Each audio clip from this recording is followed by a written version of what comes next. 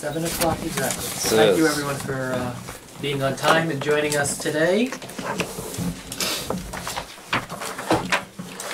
So we will do a call to order and roll call. Craig is here. John is here. I'm here. David Kohn. I am here. Marsha Newman. Here. Alrighty. Michelle Radow. Here. And Denise Welvang's at home. All present and correct. Could we go around and everyone introduce themselves so everyone knows each other's names? Richard Naderberg, present member of the Neighborhood Council, chair of, what do you call it, Cultural Affairs.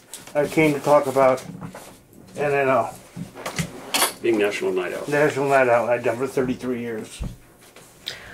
Marsha Newman. I'm a new committee member, and I have a long background in security system technology and technology that interfaces with law enforcement. My name is David Kohn, Studio City resident, new to the committee. I work in real estate. I helped revitalize Footbridge Square Neighborhood Watch about 2 years ago, and I just wanted to get involved. Richard Adams, former chair of the previous Public Safety Committee about 2 generations ago until I offended certain members of the powers that used to be. Member of CERT, member of Van Nuys Citizens Police Advisory Board, member of the Retired Reserve, having spent 20 years, 11 months since very odd days in uniform. Co-captain, CERT trained, or block captain for my Neighborhood Watch, CERT trained, former infantry, former cavalry, Army medic, and chemical warfare specialist. And disaster preparedness and thinking outside the box are my forte, as it were. Wow, I don't know how I live up to that. Well, as a civilian, you probably don't. I don't, no, I'm just a commoner. We're friends. Peter Cole, just a resident over by, on Elko, by Coldwater in Ventura. Around the corner from me. Patrice Berlin, I'm a board member on the Neighborhood Council, and I'm on the Outreach and Land Use Committee. I'm Alex Zbicki. I'm a fellow board member. I'm on the chair of the Bylaws Committee, and I've been a resident in Studio City for about 7 years. I'm a real estate agent, and that's it. Josh Siegel, just a homeowner in Studio City. S-E-G-A-L? S-I-E-G-E-L. S-I-E. Yeah. I have Army years, so bear with me. It's okay. What? Michelle Radow, been a resident of Studio City for over 8 years, renter for 6, homeowner for over 2, new committee member. Happy to be here. Great. I'm John Crotteau. I'm on the board. I've been renting in Studio City for 7 years now, and just looking forward to getting information out to people and brainstorming in this room. I think it's John serves as the vice chairman. Good opportunity. Hi, I'm Catherine Crotteau, a resident of Colfax Meadows for 33 years. Oh. And I've seen all the changes over the years. So I'd like to contribute where I can. Is that spelled with a K or a C, and how do you do the last? K-A-T-O. Oh, okay, K-A-T-O for the last one, but Catherine can be spelled about a million different ways. K-A-T-H-E-R-I-N-E. E-R-I-N-E.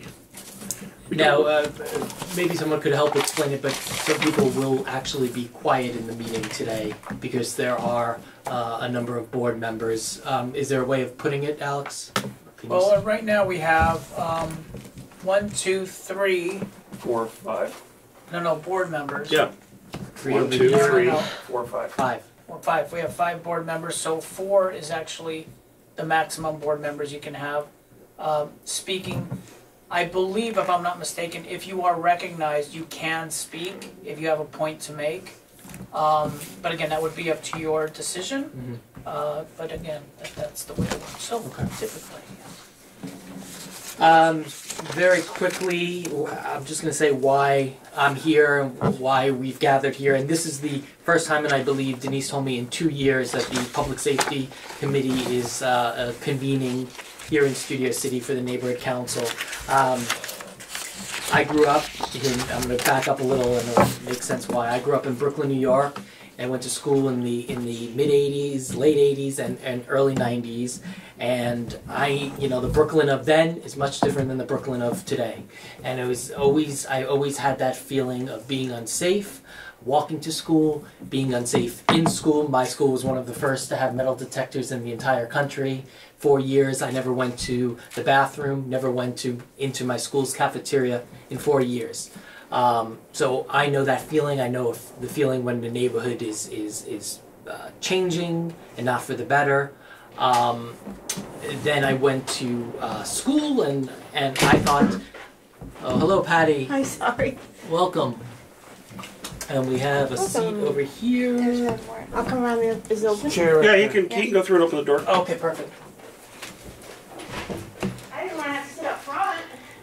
Sitting right here. I wasn't counting on it in the park Yeah. 1 block from my house. Really?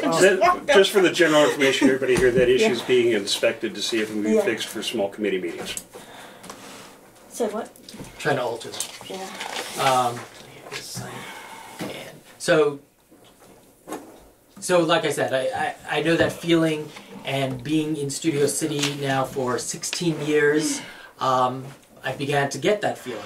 And that is the reason why I decided to run for neighborhood council about 6 months ago, and why I ran on public safety and the worry of crime. Our building, Michelle and I's building, has been broken into a number of times. We're seeing it, we're all feeling it, and that is why the public safety issue is of utmost importance to me, and why we're here tonight. We are all aware of the issues, we all see the issues, so it is, what are we going to do about it?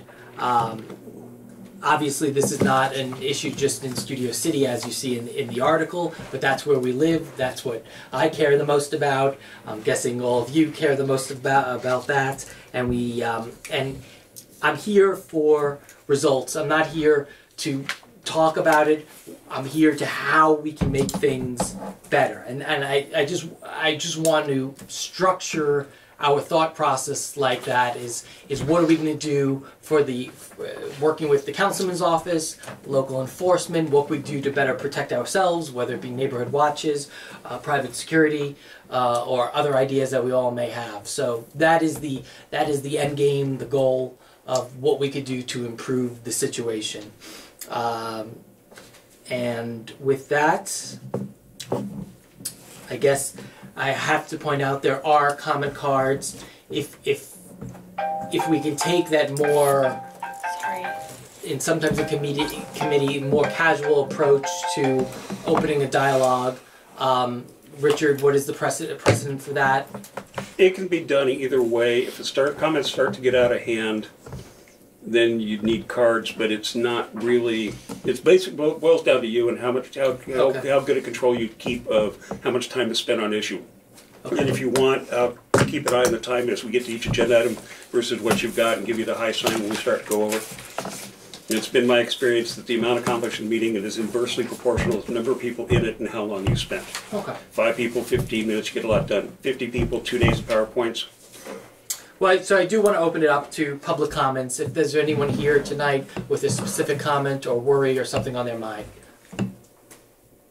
I'd like to ask about if you have any data on correlating the amount of trash in the neighborhood and crime. Like trash equals people don't care, so it attracts more crime. Same goes with graffiti, broken windows, unfunctioning streetlights. Yeah. So you historically in the public realm, that's what it's seen. What did Bratton call it? Broken window policing. Broken windows, yeah. And I saw that turnaround under the Giuliani years in New York. You know, and it was really bad, and then it did get much better. No, but that is something I could look into. But you're absolutely right. There was on Laurel Canyon.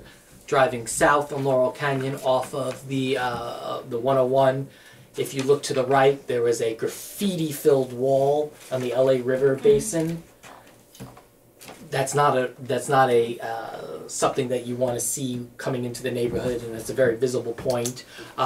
It was so noticeable. In fact, on Saturday, 2 weeks Saturdays ago, I walked over to the apartment complex and I rang the bell for the supervisor, and she said that it is being taken care of on Monday. So Okay. I think that is a very good point, and if you see those things that are making you uncomfortable as far as graffiti or Yeah. garbage, point it out, share it with me, share it with us, and then we could let the people who need to know. All of you that have phones that aren't like this can use your download the 311 app from the city for free. And anytime you see graffiti, just boom, boom, boom, it's here. Yeah. And That's the cool. city will get on it that much faster. The only thing I noticed about that was each piece of graffiti must be a separate report. That's the city for you. So, you know, you can't say this location has 3 pieces of graffiti. You have to actually do it 3 times. But other than that, the river wash area is the county. I think. The county takes care of the graffiti down in the river wash, and they will come quite quickly. The funny thing was, this was actually tied to a specific building. At first, I thought it was part of the. Oh, I see it. And then it's like the building. it goes ended up into being the building. You know, when I closely inspected it. So, but they were on top of it. I guess they understood. Any other comments? Yes, David? So I have a couple, two concerns that I wanted to bring up. One of them is I get a newsletter from the Footbridge Square area, which is between Whitsett and Laurel, north of Moore Park to the Wash. Okay? Say it one more time, please. The Footbridge Square area is between Whitsett and Laurel, north of Moore Park to the Wash. Okay?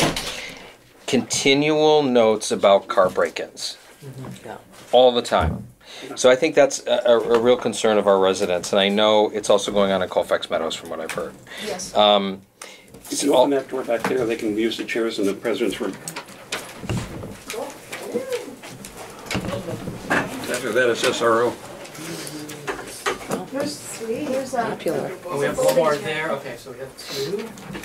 He scored. It's gonna be standing room only soon. If this keeps up, you're going to have to work with the boss about getting a bigger room. You wanna be on the side? We'll be there. Is it okay? Everyone's really You concerned. got your own, Yeah. Here. Here's one. This is. I just wonder how many people We are are under concerned the voted for public 47. comments section, so we're going around. If you have a comment, something you're concerned you want to share. So that's one thing. The other thing, very quickly, is that there's discussion of this homeless factor of this camp that kind of lives near the bridge. Yeah. And then What bridge specifically? the Footbridge Bridge that goes from Laurel Grove across to CPK, Right. you know, over there. Right. I think that was it. There was something else, but I kind of lost my train of The thought. homeless is email Courtney at CD2 if you give pictures and stuff. Courtney, Really? Courtney Hamilton, who attended attends our monthly meetings. She spoke to this very issue. One being the campment on Tahunga. Yes. But she also wants to know immediately if another pops up. So that you can do nothing about it with sanitation. right, And say it doesn't matter that we don't have enough police. right. Well, the thing is the city can act on homeless encampments. First off, it's a toothpaste problem. You squeeze the problem away here, it pops Yeah. up someplace else. It's Yeah. the same with prostitution, of drug dealing. But underlying, because there have been so many lawsuits on behalf of the homeless, the city has a very constrained way that they have to deal with it. Only certain teams can go in and clean up the place. They have to tell them ahead of time. And the teams work in rotation around all 15 districts. And there's a waiting list. Because there's only 1 or 2 teams, I think, or only a handful of teams in the entire city that have all the special training and accreditation and certification to deal with this. And because the homeless problem is citywide, each council office has their list, and the priorities keep changing depending on whether or not anybody leaves. And then they finally get one encampment, and the only way they can do more than one in a day is if there's 2 really small ones close together. So the sooner you get the information to Courtney, the more detailed it is, the sooner your problem will get on the list, and then eventually it'll hopefully get taken care of. What is your email again? Her email, I think it's courtney.hamilton. You can find it at the CD2 webpage. Who are you, sir? I'm sorry, you just. I'm left Richard one of Adams. us? I'm the temporary secretary for this and former public safety chair a couple years ago. What is CD2? Council District 2. Sorry, those of us that have been in business for a while use all the Yeah. acronyms. Feel free to ask. CD2 is what we are. Council District 2, yes. Is that numeral, number? Well, if you just, search Paul Kokorian. To Google him or look for, LA City and then Council District 2. Okay. Alyssa, could you give us, because I know you're dealing with this issue right now with Tahunga, and you've been strongly fighting this with Courtney and many, so if you can give everyone an update, because that is very important. I'm Elisa Gabriele, and Chrissy Dworkin and I are neighbors and have been kind of manning. We live on Craft, which intersects with Sarah, which intersects with Tahunga, where there's a lot of homeless, which, by the way, is in the school zone, where children will soon be walking probably in the street in traffic to get around the insane homeless person. The first thing I want to say is that the languaging of, the city has a very specific way they have to deal with it. I would like us all to be very clear that the city has a specific way they have chosen to deal with it, not have to deal with it. They've made a choice based on a few lawsuits that happened downtown. Mike Fuhr spoke to this at the other meeting. And so to avoid litigation until they've built certain adequate amounts of homeless shelter, which they say is in the works, one thing that came down from one judge was that, well, you can't pull this one person off the street if you don't have a place to put them. So to avoid, and so he put kind of a conjunction on them, an injunction on them doing this. But they have chosen to react a certain way based on this. And the fact that there's only a couple of specialized teams is 1,000%, no one should accept that whatsoever at all. Like, that is inexcusable, because this homeless problem is aggregating, but it didn't just start now. And once the subways opened up, they already know. I mean, there's lots of data on board about what happens once you open up a subway station, and that's brought a lot of crime and a lot of homeless, and once it hooks up with Santa Monica, good luck. So now to speak to the issue of what's happening with us, we have been early on, since February, speaking to Courtney, saying, listen, there's a couple of people loitering. We have a couple of hookers, male and female, that have worked our neighborhood, but it's been pretty, like, our little male hookers, kind of Mayberry RFD, but creepy, but okay, like, not bad. And now there's another woman, and then there's been a couple of homeless people, but because you cannot deal with it. I was a homeless advocate in New York, and homeless AIDS advocate in DC as well. So I'm not like, oh, there's dirty homeless people in my neighborhood and I'm suburban. It's not that. Like, they're definitely, but it's not one thing versus the other. It's not, we have to take care of the homeless problem and address it and train people, we need caseworkers and blah, blah, blah. But in the meantime, we're in danger, because it is, and I'm not overstating the fact, we had a big altercation. We had a big altercation on our street, because the situation aggregates, and because sanitation has 2 teams of people that have 2 stops a month in any designated area to be able to do this, you cannot address the problem, because when you move the homeless person out of, like, the school zone, or tell them that they can't camp here, whatever, if you do not remove their things with them, it will do you no good, because stuff aggregates and it brings more people. We had 5 people sleeping at the bus stop 3 nights ago. I videotaped it. 3 nights ago. Still. 3 nights ago. They've just moved this tent out. I called the cops in the morning, and if you guys don't have it already, I'll give you the number for Valley Dispatch, so you don't have to go through North Hollywood or dispatch downtown, because they will usually dispatch quickly. But I know that we have patrol going by that don't address it, because there's kind of an unspoken policy. So we have to start making a lot more noise, because, and what I've been writing, when you write, you have to write to Garcetti and Fuhr on top of the entire list, because you have to say, we've been notifying you this since February. We had helicopters in our neighborhood 2 weeks ago. School is starting, someone will get hurt, and you are now liable because you know about it. What school zone is it? Is it Walter Reed? Walter Reed. Okay. These kids walk from Riverside Park. Yeah. They get off at both bus stops. Right now you can't get off at that bus stop without walking into oncoming traffic, because we have this, like, belligerent, crazy homeless it seemed the encampment got smaller, but now it moved and got bigger again? It got a little broken up. One of the shits, a tent, and there's a lot of stuff there. There's a lot of stuff there. It just aggregates, because we don't have an efficient response, which means sanitation needs, which goes to Krikorian, right? What I was told. It goes to everybody at City Hall. Right, And frankly, your city council, and I didn't vote for this so-and-so, Yeah. recently passed an ordinance that allows sleeping on the sidewalk from, I think, 9 p.m. to 6 a.m. The cops couldn't. I'm not arguing the point. No, but I'm this just is already saying, inexcusable. every time you turn around, and the part about the city not doing things because of a litigation, and Richard will fill you in on this, having won this case once, they'll either go back to that same judge or they'll use that case as precedent, and another homeless lawyer advocate will win, and eventually then they'll sue the city and wear out even more money. Yeah, look, the city has their things and their laws, but that's not what.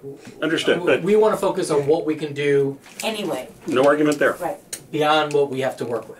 Okay, one thing, it's not always the city involved. For example, the tunnel under the 101 is the responsibility of Caltrans District 7. That's not true. Not true. Not true. We checked a Not true, we checked it all through. We checked it all They through. may be Supervisor. denying responsibility, but legally, No. Legally, apparently, if it's on a sidewalk, it is the purview of the city, no matter where it is. That's what, and believe me, because we've been playing this Okay, fringe well, the thing shelter is- for We 3 talked- months. we talked to So Caltrans. sidewalk, city, Caltrans, behind the fence, anything behind the fence. Even though, believe me, we were told the same thing. 311 is like, oh no, it's Caltrans. Caltrans is like, oh, I'll call the supervisor. Oh, We we have really to. checked. So it took like months, including calling the county. We finally, the final word is that the city. okay, well, I was in the bed for 25 years, and we were told, Oh, they've and the way changed some things. was the fact that, if something happens there, it is the responsibility of Caltrans because they built it.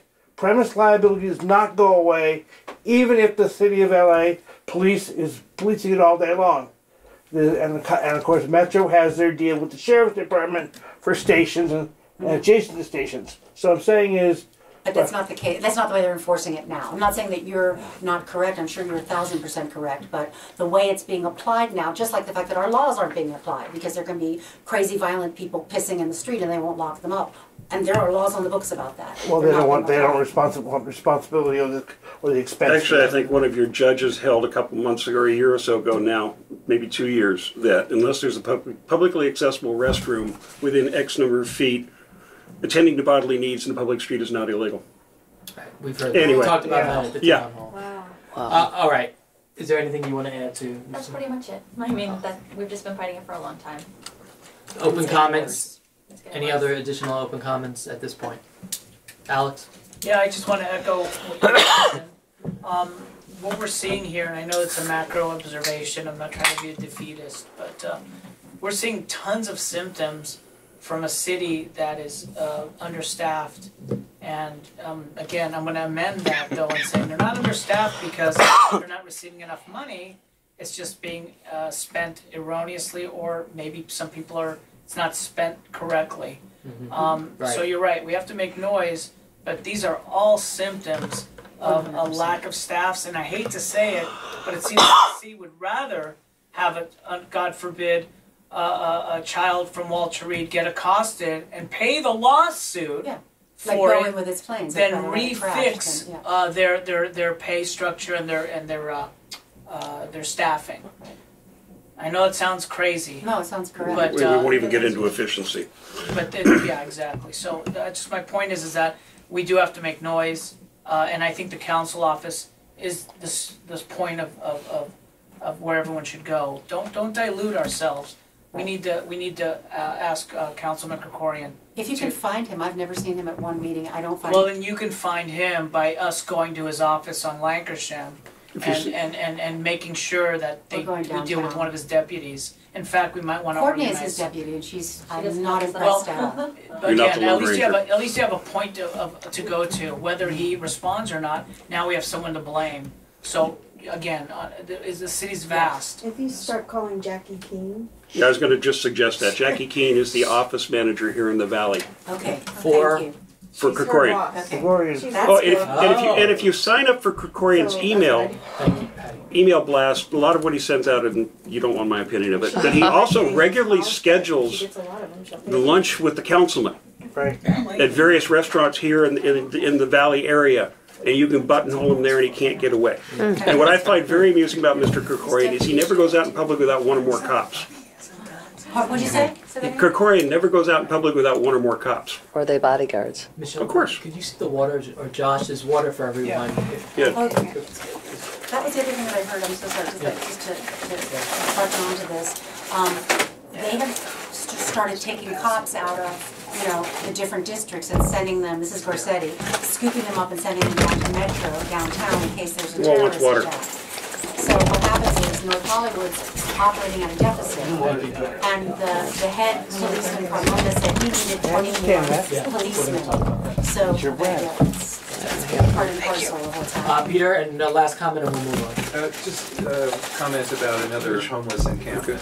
I live just north of the Sportsman's Lodge, directly north, and underneath, I don't know if you know, there's a cantilevered parking lot. Yes. Yeah. And we've complained about it in the past, where there's homeless that are living underneath that parking lot. South of Ventura or north of Ventura? It's on the south riverbank of Ventura. But it's on the north side of the... There's a cantilever. Right. The north edge of the Sportsman's Lodge property. And you'll see that where the wash is, the part of the parking lot hangs over the wash. So there was a homeless encampment a while back, and we complained about it, and they fenced it off, but didn't do a very good job of fencing it off. And now that there's, even though it's fenced off, there's more homeless living. They've moved back in again. Currently? What's interesting is that this is where the construction is going on, currently going on, where they're building a ramp down to the wash and redoing the whole wash. So it's like these homeless have a bird's eye view of all the construction. So you would think that perhaps our leaders, when they're coming down with their hard hats for their photo ops and whatever, they walk right by this homeless encampment. They would do something about it. May I ask one question? Yes, of course. So I often see by Vaughn's and Vaughn's parking lot, families, homeless families.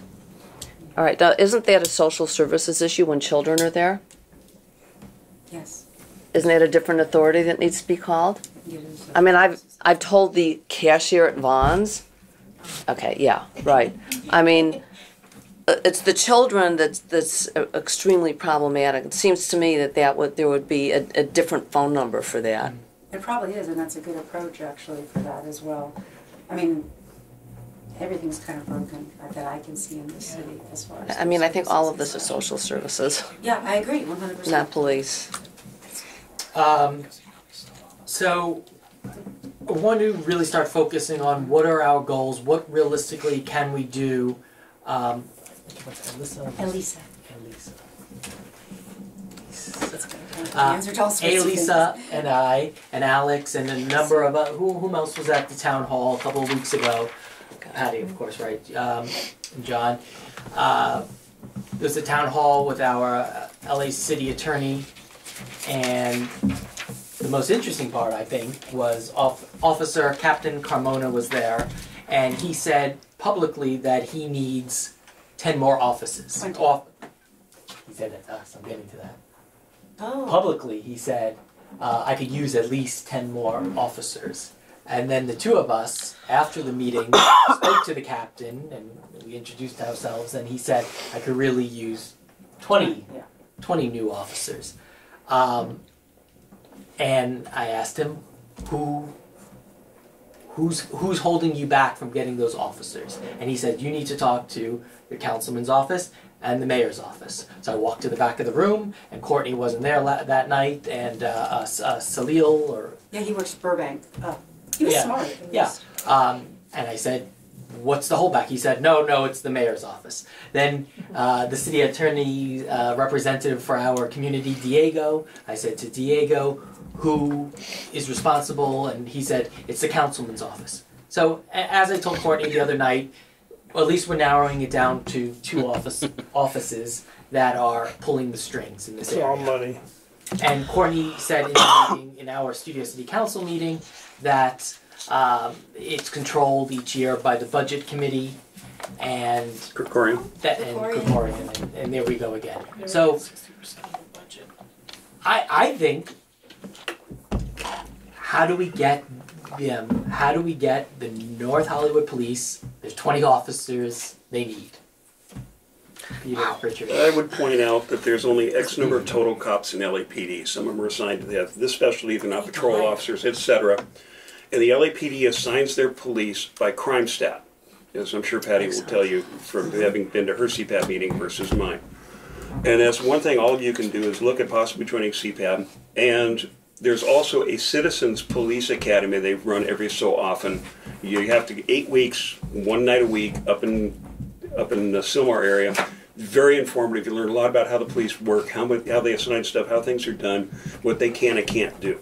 I found it very intriguing and found some interesting tools there too. But there's only, I don't think even the last time they raised our taxes to get 10,000 cops, they ever got anywhere near 10,000. Right, that's the point. That's the problem. And so the it's the same old story. The city gets money for X, and then it gets frittered away to Y and Z. It's just like Prop 47. You were all promised hundreds of millions of dollars to deal with problems. And we've seen exactly how much. We've got all the problems, but we haven't gotten any of the money to deal with it.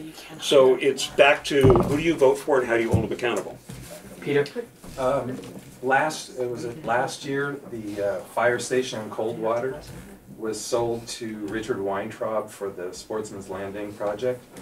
And the fire station, the proceeds from that fire station, I believe, are supposed to go to CD2. So there's a lot of money there that should be available for this purpose. 50% of it. 50%. So there's $500,000 in a slush fund that we need to ask But the about. problem is when right now if we get 10 or 20 extra cops, it's because they're being taken from other portions of LAPD.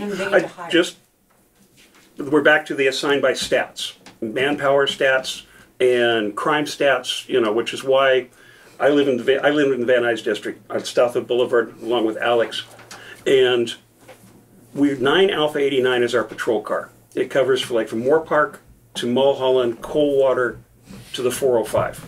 That's one car for that entire area. It's not always staffed, and it's usually up in Van Nuys where all the crime is anyway. So we're back to if you get the extra cops, it's only going to be temporary. You're back to toothpaste, and somebody else is going their stats are going to go up. That's then fine. the cops leave. We have to start somewhere, and this is our community. I'm just giving you the bigger picture so you don't think it's a miracle. Hollywood at the moment. I am worried at the big picture, but right now we're focused on Studio City. Okay, I'm just explaining why you're not likely to get the cops. Or if you do, it's only going to be temporary. But at least it's a goal. Down to Metro right now in case there's a terrorist attack. And all I'm saying is that we can demand that they spend some of the monies that they've made, and we have to do it effectively to hire police, just like Garcetti got at the fire department as well. Just sit there and not at least attempt to find out how to embarrass the right people enough to get them moving. I'm not saying that everything you're saying is, I'm sure, God's honest truth. I'm sure it's entrenched and goes back to the 20s and it's inefficient and everything is true. Because we're advisory, it's the problem, we can't demand. Well, the stakeholders can demand. The neighborhood council may not be able to demand. But the pitchfork and torch people, which is the general community, can raise all the hell they can get away with. Well, and I've got no problem with that. I'm just, expectations are expectations.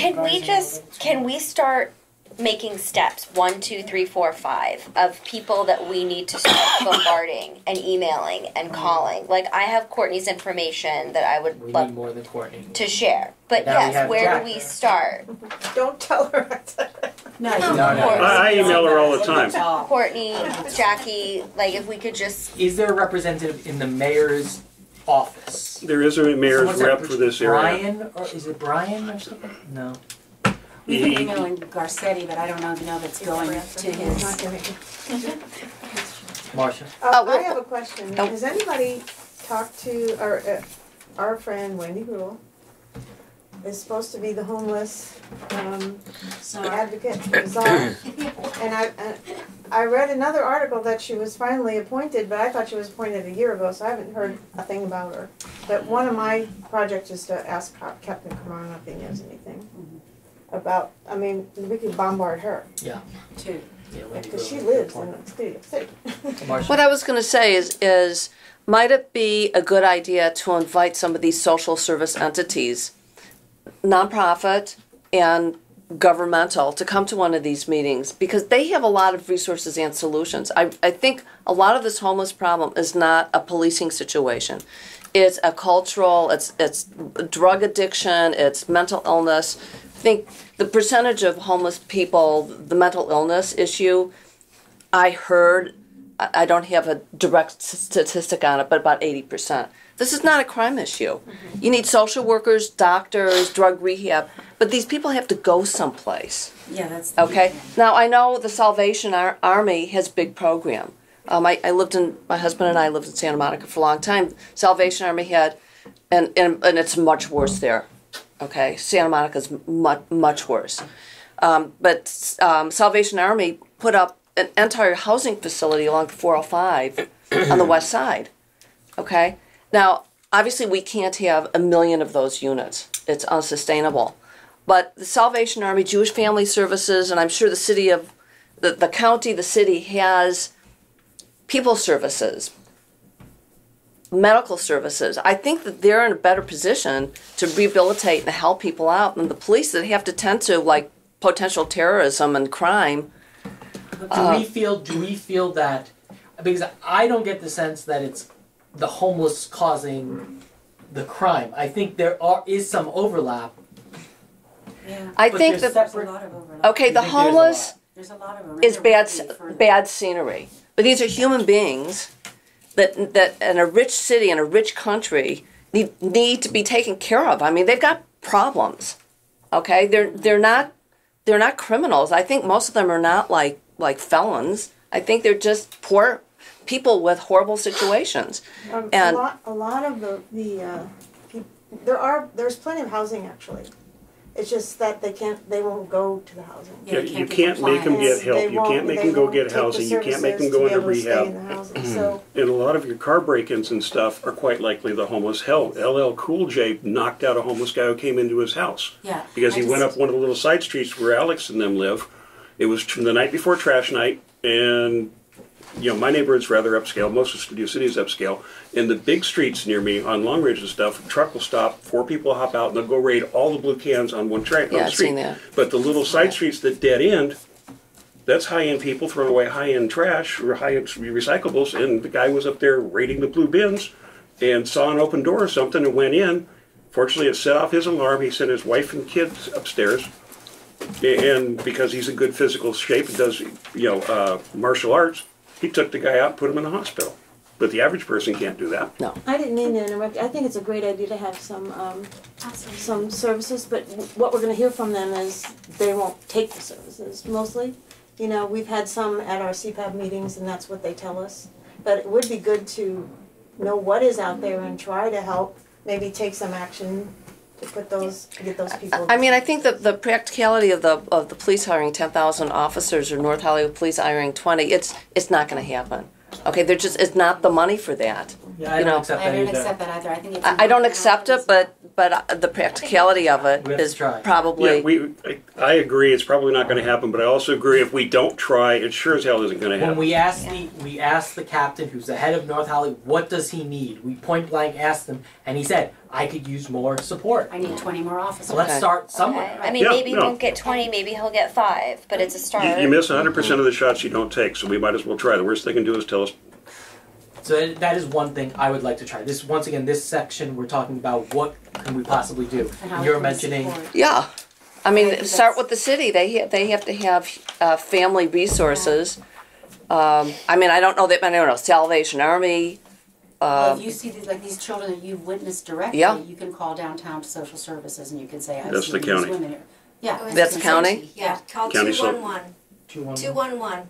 And just I'm concerned about these children. The first question that comes on the line is, are you homeless? They ask, do you have a family? They ask like certain questions before even the public can. You can tell them what the problem is.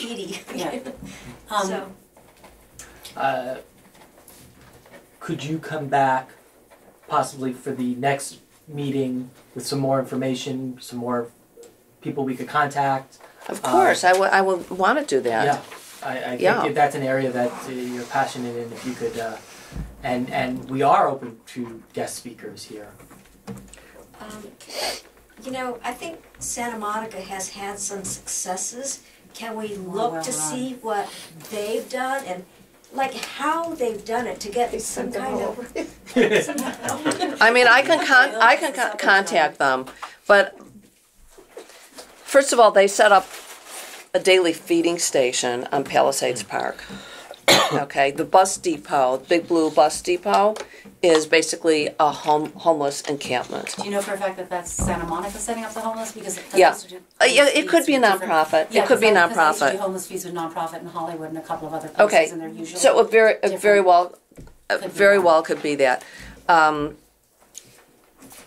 can I just say, like, that I think sometimes these things seem like they're antithetical to each other, and I don't think they are. Like, I think what you're saying is 100% correct. I feel the same. I think we as a society are failing our veterans and blah, blah, blah, blah, blah, blah, blah, blah, blah.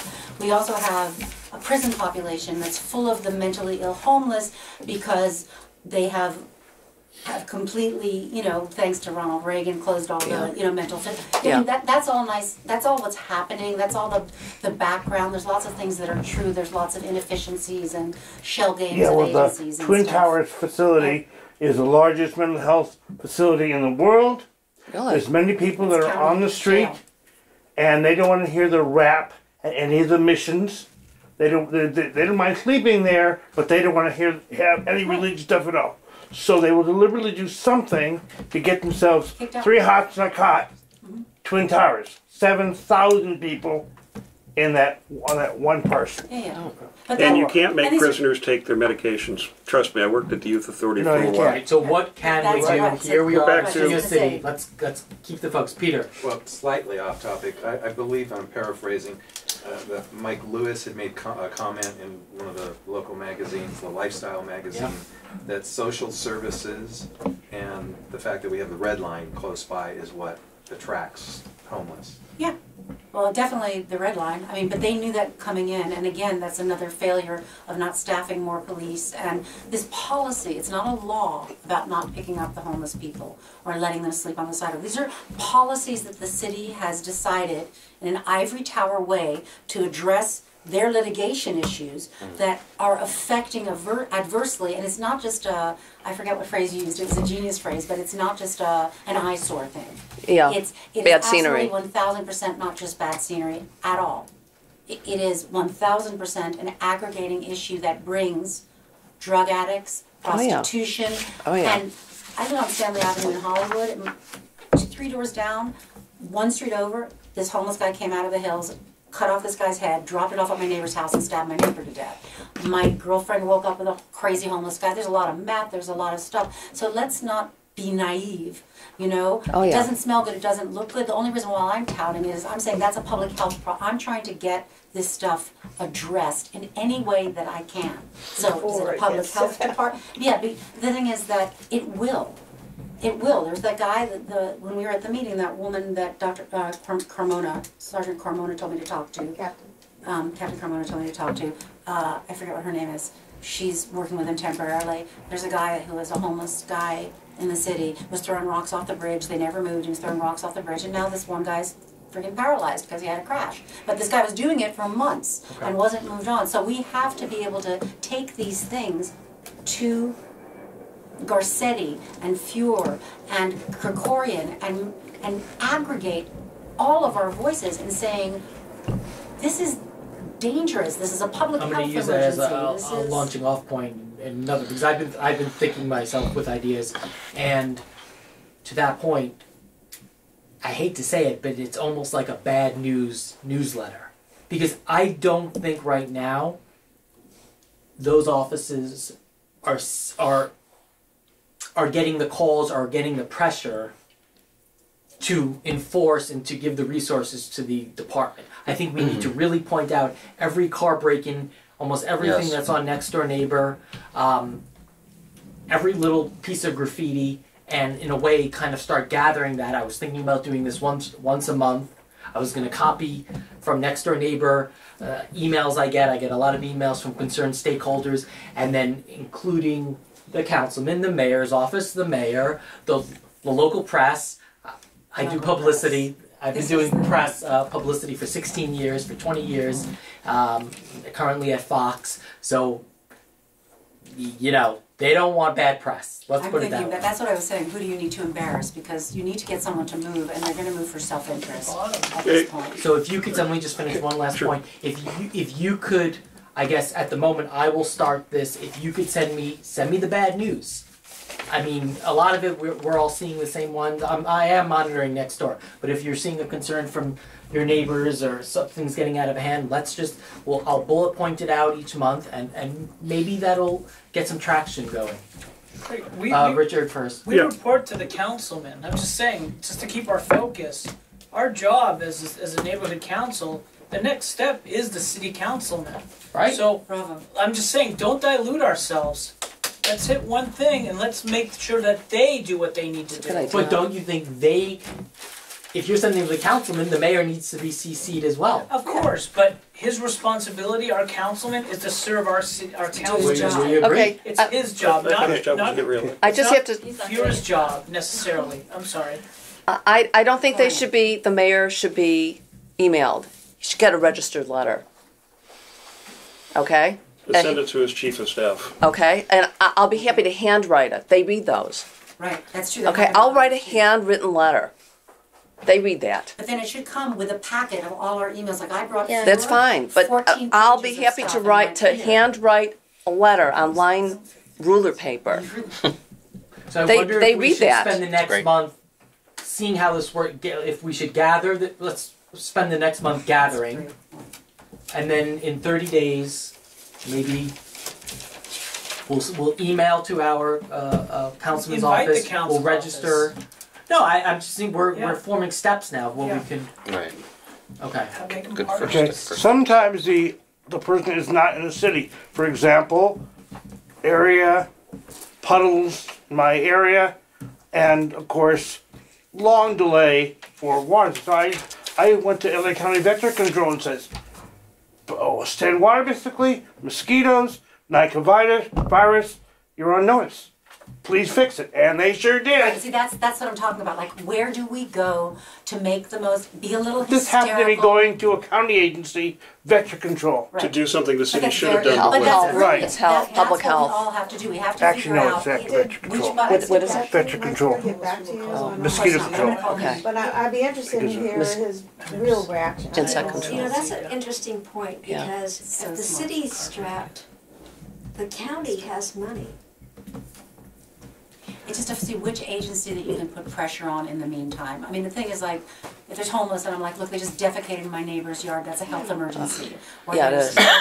Those kind of things where you call the health department. I mean, there's different ways, like you call and you don't know if these people have TB or active AIDS, whatever, you know. Where could we get all these numbers on the very simple level? Where are all these? I sent out a couple of things, but the public health and stuff, there must be on, like, an county webpage for public health. If we public health in one place we can put it together. Share them. Just request Sheila Krull, and she'll send you the whole book. Okay. No problem at all. And I think a lot of people don't understand, but if you post a crime or an issue on Nextdoor, only your neighbors and stuff are seeing it. The cops don't monitor that. The council office may or may not. And, you know, and finally, those neighbors, our neighbors, are calling it in. For a while, I think they were just posting without calling it in, but now there's been a movement. And the reason to do that, what everybody needs to understand, goes back to crime stat. The more calls you make about the problems in your, whether Van Nuys or NoHo division, the more calls you make about even the smallest, stupidest thing, even if you have to wait on non-emergency for 15, 20 minutes listening to the screeching and the Spanish and everything else, the more calls you make, the more reports you make, you'll never actually see a unit. But if they get enough of those reports, then their numbers go up, and then they get... And here's the deal. Can I Are you talking about 911? Calling what, mayor's office? Or? No. I'm talking about the LAPD non-emergency. Okay, number. okay. So can I make a couple of suggestions? You don't call 911 for anything other than a real emergency. Right, no, I know that. You can call 311 if you want. not a Yeah. babysitter. There's a couple I of did numbers that put you out should always call. North Hollywood. 311 will be for them to notify sanitation. You just have to Okay. keep, and you have to, each time you call 311, which is the one with the screeching and the waiting and the everything, Mm-hmm. every time you call 311, you must say, I demand that you write down that this is a recurring issue that we've been dealing with for months now, and sanitation has not been responding in a timely manner. Each time you must do that, and you must call for everything. And when they go, we've already had a call about that, we don't need to write that you've called again. You go, no, I want it noted that I've called and that it's an ongoing problem. But there's a number for Valley Dispatch, and everybody should have it. Okay, go. It is 818-734-2223. And what's that the number? Okay. Valley That's the number Dispatch? that will send out is a non-emergency dispatch number that will send out the cop units. So if there's a homeless person sleeping on the sidewalk and the school's in session or it's in the daytime, you call them like get them at 7 in the morning, they'll pick up the phone like that and they'll be a unit over. They've called me back, like we can't find him, where is he? It's here. So Valley Dispatch. Is that different than non-emergency? 311 is different. 311 is the city for sanitation, etc. Or 311 will eventually put you through to a dispatch, but the dispatch they'll put you through to, the dispatch they'll put you through to will probably be downtown, and it'll take you longer. Yeah, Valley they- Dispatch will answer faster. So you do that, and then everybody has North Hollywood PD's front desk number? Or no? No. Okay, No. hold on one sec. I'm gonna give you that too. Because I've got the general LAPD non-emergency number, but What do you I have it here. Richard? 818 818 754 8300. 754 8300. What is this? No, North Hall. Hollywood Dispatch, North Hollywood No, front Dispatch. desk. Front What number is desk. that? Ah. I have 8300. 623-4016. the desk. 818-623. 406 is the Is front desk is in the North front desk, Hollywood. right, where you can call and say, I need, I need you to put me through the scene. Wait, so what- I need you to say. What is the number then for the front desk? For the front desk, it's 818-623. Hang on, 623 4016. 4016. That's for North That's Hollywood. right, that's for NoHo Police front desk. the front desk. So, 911 if you have an emergency, if you Yeah. can't get through, free call dispatch. Right. I've called I've 911 and gotten a busy Right, signal. and then you Oh my call God. for Valley Front Dispatch. That On a sidewalk for 10 754 minutes 8300. before I That's got why you through. have Valley Dispatch, you can call Valley Ridiculous. Dispatch too. So they can send a unit out. Now, I want to bring up one other thing about this area. Yeah. Is the amount of infill. Okay. Of what? Infill, that's the construction, new construction. I mean, a lot of the neighborhoods look like construction. Right. They look like Berlin after World War II. Well, Oh, okay, and you have an inordinate amount of strangers, workers, okay? And, That also has to okay, be people, part of and the property owners are hiring, they're free to hire whoever they want. We cannot say anything about that. We don't know who they're hiring, okay? But these people are casing out, small homes that are being built, and then, $2.5 million, $2.7 million homes, deluxe homes are being built. People aren't stupid, they know what this neighborhood is. I don't know how you inform the contractors or the homeowners, make sure with bonded, insured, the workers, but you have a lot of strangers just roaming around all the time, casing out gorgeous neighborhoods and people driving Land Rovers, Mercedes, blah, blah, blah. Everyone knows the scoop on that. It's alluring and maddening to someone who Yeah, is to add there. to that, I had the, just 15 seconds, I had the DWP hire the tree trimmers. They came on my property, they started trimming away from the power lines. My back house, you could see my living room, and I left a watch in my living room as I'm decompressing, and I went out that evening. It was a smash and grab. They smashed my French doors in. It's funny you say that And because I was worried about that too. Took I my just don't watch. let them on my Only property. took my watch, I didn't and they left. They never went in the house completely. I called DWP to find out how they're vetting their subcontractors. Complete blocked, stonewalled. And I had to have a detective call DWP to give me, because I have a right to have who's on your premises next time. Whoever's on your, you have a right to get everyone's ID to make sure. Oh, there you go. They didn't and tell they're me that. supposed to be wearing DWP ID, and they Yeah, routinely they come did. up to my door saying, "Hey, we need to get your So- backyard," and I just Yeah. The point They don't was even is have that idea of you have anybody rights else. if they come on, even if they're doing you a service Yeah. by cutting your trees No. to get away from the Say power no. lines. you have a right to know who's on. But anyways, it took like 3 weeks. Never really got any answers from the subs. I said, do whatever you want. They didn't care. They don't care. I want to segue, and I think this will bring up more dialogue into Neighborhood Watch. And Patty is an expert in the area. Maybe not. I've just taken on the role of emergency prep and neighborhood watch for CPAB, which is on the agenda next. If you could speak to both and introduce yourself. Okay, so Captain Carmona, I don't know, who knows what CPAB is? No. No. Okay, it's Police Community Advisory Board. And our role is to be the eyes and ears of the community, report once a month back to the SLOs and the captain. We have a regular meeting, what the issues are in the community. So I'm sitting here taking notes. But we all know what they are because we have discussions, and we break out into sections with the SLOs, and we've tried to problem solve. Senior lead officer. The what? Unfortunately, Mike Studio City has out 3 senior a lot. lead officers. Okay. Mike has been away for a long, long time, which partly is, he's usually a real advocate trying to follow our homeless and anything that happens, but he's been out for a long time now. He's close to retirement. He's had a couple bad injuries too. Well, but we'll have another replacement, but they're in these trainings now that are because of terrorism and all this, so they're all rotating around, and so we're short senior lead officers, around North Hollywood. Anyway, so Police Community Advisory Board, there's 5 committees. I'm the committee chair for Neighborhood Watch and Emergency Preparation. And so we're vetted. We have to be fingerprinted. We have to be interviewed by like 5 people, the captain and 2 other detectives, and background checks, everything. I don't know why, but we do. So what we do is we're trying to help the community understand the problems the police have, and the police to understand the problems the community has on that level, the ground level. So having to do with Neighborhood Watch, I have some flyers that I put out that part of the best crime deterrent is Neighborhood Watch, actually. So how many have a Neighborhood Watch in your area? I don't think I even know. What does it mean exactly? Neighborhood Watch. Oh. It should go block by block. It can go area by area. We have a Landale Square Neighborhood Watch where we have a leader and each block captain. So you have a block captain for each block in your neighborhood, and they keep your phone numbers and your emergency information for everybody on your street, and can react fast if something's happened. A criminal, somebody's walking down the street heading towards the next block, you can get on the phone and call the next block, people. You have everybody's numbers. Everybody's been real, they're confidential, but it's been working. And you also take care of each other's properties when you're away on vacation, things like that. And then also emergency preparation. So that's how we're tying them together.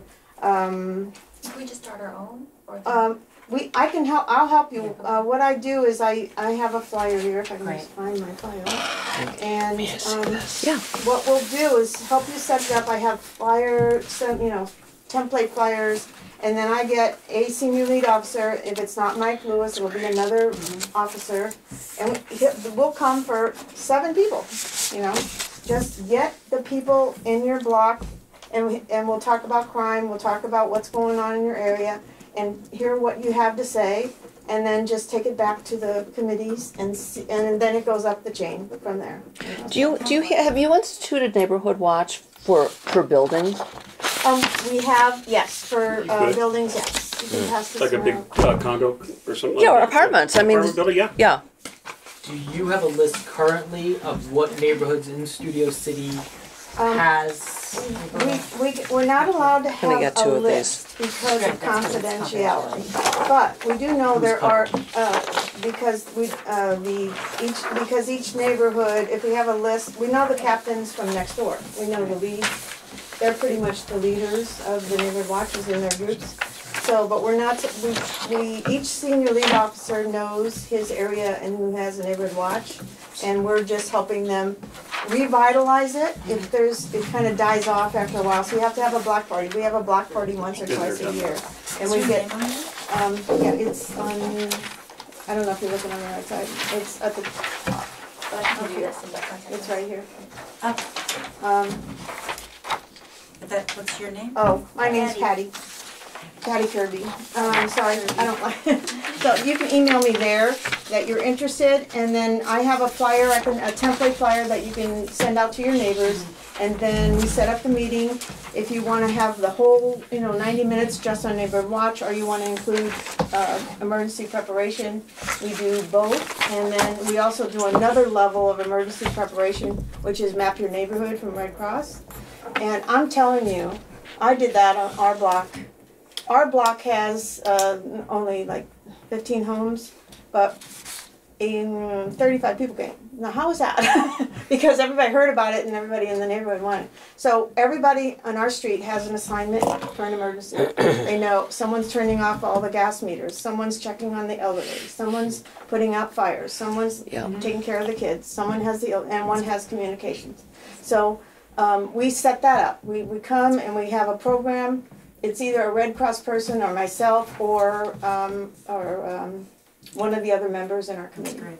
And it's easy to do, and we come out for small groups. So. Fantastic. And I can tell you something from personal experience. We had a fairly well organized neighborhood watch where I live, Greenleaf.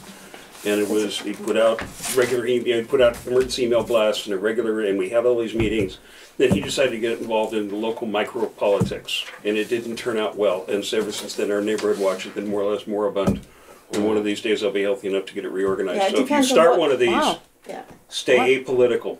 Not even local politics. You don't want to get on someone else's agenda, or a business thing. But it's not all what CPAB does. Is CPAB also has a beautification committee, and we have gone into it's very depressing inside the station, and the call room was awful, and things are starting to fall apart. So our beautification committee went in and painted and made it beautiful. Got some furniture donated. So we have a beautification committee. We have an outreach committee that we have outreach events at least once a month at various places. Last month was at Frying Canyon, and we try to talk to teens, young people, to encourage them to meet the officers, because the officers are there with us, and it's a lot of community relations. So I'll be taking back all of this with me, but it's pretty much all the same things we've been discussing already. It's because it's not just Studio City. Could you give us a sense of what's being discussed within the police station? What's the mood? Any insight? They're frustrated as we are. The senior lead officers, they're always trying to stay positive, but they see the dregs of things. We don't. They're saying, what are you complaining about? You have a homeless person on your sidewalk. There's someone down the street that's being murdered, so they see the worst of worst, and we only see but it doesn't mean the beginning of the worst of worst. Yeah, the beginning of the worst. So that's the point I'm going to make to them, this next meeting is we want to prevent. And there are statistics. There are statistics about allowing a neighborhood to devolve. There are statistics. This is not something they don't know. The one thing that I just want to reflect back that I've heard as being the most important right now, besides getting a little more coalesced and getting to the councilman and the mayor in certain ways, is that everybody needs to call as often as possible, which takes patience and perseverance, the 311s and the cops and reporting everything. And there's an officer, Ojeda, at Studio City, who was brilliant. He's fantastic. And what he said to me when I was telling him about the addicts and stuff, there were some guys nodding out underneath our thing too. They were obviously heroin addicts, but he said, great, could you put that in your letter too? If you put about the drug addicts, and if you put about the prostitutes as well as the homeless, just make sure you put that in there, because then I can take it to the narcotic division, then I can take it to vice, and they have more people. So you have to keep mentioning all the different aspects of it so that they can get it to those, they have more of a different response. Yeah, I just wanted to say, no one in our building wanted to believe that there was a prostitute outside, but Craig was like, no, I grew up in Brooklyn, this is a prostitute. So it was like, and it was like, we didn't know what to do, but just quickly, it's like, I was like, well, I'm going to start somewhere. So it was like, I went to North Hollywood website, found an email of the captain, CC'd a bunch of people. My email got forwarded around. We have I pulled pictures off, sent it, pictures, everything. And it got forwarded to someone in Vice, because they That's their job. Yeah, Yeah. and so, you know, and then all of a sudden I have the vice officer calling me, 45-minute conversation with on the phone. We're on a text basis. If you see anything else, text me Yeah, photos, Yeah. this and that. I mean, we had a relationship going for months, and then, you know, he texted me about 2 months ago that they actually, like, found her and she was arrested by another organization, you know, but it was like, It was just part of a the big point, ring in Santa yeah, it was Clarita. part of a big, Really? yeah, a Santa big, Clarita? what was it? A trafficking. Yeah, it's huge. Big- LA is number one for A sex big trafficking. trafficking, you know, so it was just, the point was, it was like, I didn't know where to start, and I just emailed some, like, random email on the website, but, like, Senior lead officer you can call directly. yeah, to, but it was like, you know, they have, like she was saying, You different have to- vice department, you know, different areas that Yeah, they have more resources. You should all have your senior lead Like they email. have it You, in front yeah, of your them. senior lead only works so many hours, so many days a week because job.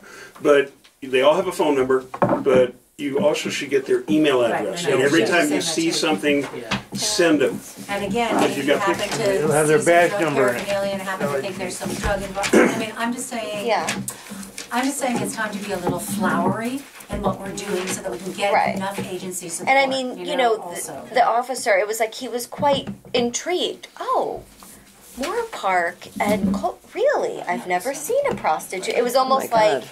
it was a game for him to try. You know, he was like, "Call us when you see her. We'll come out and we'll try and lure her." You know, like so. Patty, But that's a good. question for you, Patty. So now that we have this information, this is actually the first time I've seen this sheet, but I know you're very active talking about it on Nextdoor. Could we hit this point across? Could we post this? What would you like us to do? You can spread the word. We can do a presentation at a regular board meeting, you know, talk about it there. You guys in your committee could do the same thing, you know, and we'll help you do that. You know, we're a small committee, but there's 35 of us, and they keep it at 35 members for a reason. But if we could train people from your group to do it and then, or help coordinate it, then that's all the more we'll be spreading out. The police, Captain Carmona says, the best deterrent is the neighbors watching for neighbors. And that's really gonna be true during an emergency disaster, because I've met with Lucy Jones, I don't know if you know who she is, but she was Caltech seismologist, it's always on TV, and she says, Patty, you tell them it's gonna be 6 minutes long, the big one. How big was the Northridge earthquake? 30 seconds. She said, the big one is 6 minutes. And the first responders are not gonna be coming to homes. Nope. Whoever's on duty are the only one who's going to be on duty. Everybody's at home and staying home. If any of you taken CERT training, Yeah. that's the first thing they tell you. No one's coming. You will not Every get emergency first vehicle in the city that So has you survived have the to quake will take be care of yourself. staffed out in 30 seconds or less. So we help with that, and we're connected with Red Cross, and so we have a great program with that. So Do you have this flyer as a electronic copy, JPG? Send it to Craig. I'm pretty sure Craig can get the president to post it on the webpage, and Yeah, I'll push it in my ways, and we'll. and I'm sure Outreach will be happy to help you get it to the public. Let me just go back to Patty for a second. I want to go back to that question I asked. Can you share where we're not covered as far as neighborhood watches? Because it would be nice, you know, I was jotting down all the neighborhoods based on Nextdoor, and there's at least 10 to 12 of them. So to really put out there, hey, Colfax Meadows, around that block, you're not covered for neighborhood watch. They're Hey, not. Landell, you're not Are you here covered. for the meeting? we don't have Welcome. the There's- list, there's- but we. Oh. Yeah, going through the But other we do drawing, I know think that there's a chair. Colfax Meadow has two, like for example, 2 neighborhood watches. One kind of disappeared. One used to have a very active meeting at Oakwood School every 6 months or whatever. Is there one behind the desk? So Yeah, so if we wanted to, I can't get an official list because of confidentiality. But if Understand. but maybe Understandable. this committee could. You know who might have a list or has a very good block of information on it? There's a lady, I got on her email somehow, named Seraphine something Oh, or no, other. she's one of the neighborhood watches. And Yeah, she's but very she's got a active. list, she's got an email list of at least 1,000 contacts, and She's she's got her constantly, people, her area, which Yeah. is by Beaman Park. but she's got a list of other neighborhood watches, and she constantly puts out reports from those people. Yeah, I almost don't need the names. I get the covenant. no, but I mean- it's where are we covered? That's what I and mean. we can She point will out, know the well, areas. guys, You we don't- Just know that we're not covered enough by far. Yeah, but I'm just saying, she Okay. will have a list of which areas are covered. But I was No, just going she to say, won't have a full list. Well, I she'll talked have to her all the some time. more information than you can hand Maybe if out. we could map it out. This is I where can't hand we it have out. holes. there's another formula that's not the traditional formula that's going on where my family lives in Footbridge Square, and that is this woman Sue Taylor. Do you know who she's she is? Yeah, right. Okay, She's so part of she is on Facebook. Yeah. Okay, there's a whole group on Facebook that and that's the way they communicate. And Just gonna say. you know, I was instrumental in trying to get it moving, and I just found so much apathy among the residents. You know, so they didn't want to come to meetings, they didn't want to be block captains, but this seems to be For social working. media, yeah. Yeah, well, you can make a private just takes Facebook someone group so to your run it. information is secret. Exactly, That's and one she's issue been I have. amazing. She's probably she got has. 600 or Sue 700 and people in it. Do you live in that And in pocket? our neighborhood, What street do you live Marcella. on? Sue can make it Laurel tonight, Grove. but Okay, Marcella so Bell? she's very my involved. daughter and son-in-law live on Bellingham. Oh, okay. 3 houses Yeah. from the house that was Yeah. had a major burglary. Right. There's So, a we- huge group in Laurel, in the Donnas. There's actually two, one on each side of Laurel Canyon. Oh, really? They live You know, across from Sue. But there are groups, but there aren't enough, and there aren't enough active ones. So it's So just just to be clear, you're talking about a neighborhood watch Facebook page. Exactly. for It's in a specific little bit of a area. different formula. Yeah, I so can show you. they communicate, you know, with car break-ins like and next They're very door. and it's active. very, That's what very. next door really was going to be. The website is Sort of really like what it is. controlled to make sure that it's about neighborhood stuff, neighborhood watch, Okay. safety issues, break-ins, homeless, whatever, in that pocket. And then there's like a captain of each neighborhood watch that then reports it to. There's You- Here, it's there's this. a coordinator. There's a a person like Sue Taylor Yeah. does her area. Seraphine, I do mine with Marcella, and we have everybody's emails, and we email things that happen in our area. Right, but there's Or not block we captains in but Sue we Taylor. We do have block captains. We have a block captain in every single block, and so we have meetings with them twice a year, but we have communication constantly. You know, so. Could you give us the structure one more time? But So Sue it's- Taylor spends a lot of It's time it's doing your this. neighborhood area, It's- like whatever you have, like say on next door, the definition of what your neighbor is on it. Okay. And that would be a good way to put it, since next door is booming. Right. And then you do block by block by block. And so Do block by you block. you get someone to commit to being the block captain, Okay. and they organize the meetings and send out pertinent information about your block and keep in touch with the other block captains. Block by and the block. coordinator. City block like Yeah. this? Yeah, literally. Yeah, Or this literally. and across the street?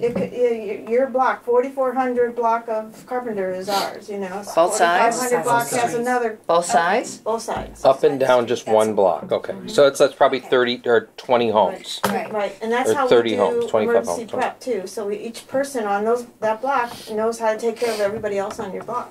So But that that- block captain reports to Sue or you, Yeah, to a coordinator. It doesn't report, but kind of keeps in Check in. touch. and Sue's role is coordinator. Right. But it's my understanding that they don't have that in Sue's. Probably neighborhood. not. Her block captains, yeah. But I think Sarah. She is the impetus of this whole email thing that goes on back and forth Yeah. every day. But she has a lot of. She's wonderful at doing it, but not Right. many people have that time. You know? Yeah. Exactly, but what I'm Yeah. saying is it's a different formula than your typical formula of this block captain, which is very hard to do. It's very hard to get people to commit, and also find people that are home during the day that will do this. So this email, it's kind of evolved into this kind It's of a new great formula, which is It's a really virtual interesting. it's a virtual neighborhood watch. Yeah. So what is Right. it? It's social media and emails. Is that what you're Well, saying, David? Let me just- Basically social media. It's really let me Facebook just and say that communicating next with each door other. was basically supposed to be that. And so you can just communicate in your own neighborhood. You know, when you post something, you can just say Landale Square, mine is Landale Square. You can just say post to Landale Square only. And that's already established. Why reinvent the wheel? Right. You know, just use Nextdoor for your Next door area. already does it. And I would Yeah. politely suggest to everybody, if you're going to do a Facebook group or anything like that, that you make it private so other people can't use social media to, hey, can you watch my house? I'm going to be out of town for a week. I always cringe. Yeah. Nextdoor takes care of it. No, but I cringe every time I see somebody on Nextdoor saying, hey, I'm planning on being on vacation in August. Do you know how I can get from here to there? Well, I see, you're on. Oh, and you. Let me put that in if we map out Studio City and we map out that we're covered or the leads. Okay, I'll think about it. And I'm not sure all of Studio City is on Nextdoor, at least from where I look at it from Long Ridge, because I don't see, I see patches in Studio City. It's growing. It's not the answer. That's why we have a private email list and Nextdoor. I just want to ask a quick question about the neighborhood watch. Is there a way that it's great, the neighborhood watch, like, oh, I just saw this guy, or my house got broken into, but is there a way that all of these crimes or whatever's happening on that block for that month are then being filtered to the right? Oh yeah, they're going to the senior lead officer or through us to CPAB. Okay. And so it's each timely captain's job to like put a report together every month? No job. Just you know, mostly it's been effective because we see solicitors in the area. We all got together and decided not to accept solicitors. Now, right or wrong, there's a big discussion about that. And so it's up to you, you know, but we do things as a group. Security, somewhat neighborhoods have a security that they've hired, a security company that they've hired. The Donnas did that. This Footbridge Square Facebook We're going to talk about that in a moment. Anything else on neighborhood council, or what do you want to? I'm both East and West Laurel. I put on Nextdoor basically the fact that there are people going around, they are ostensibly walking dogs, scoping the place out. Baby carriages. We're going down Donna Maria Drive, down Dorothy, down Amelia, whatever. They're scoping the place out. They're talking to their compadre by cell phone. And so if he had a neighborhood watch in his community, what would he do? He would get on the phone and I do have one. Take a picture of the person, and post it to your block captain and then immediately to senior lead officer, because that's a suspicious activity.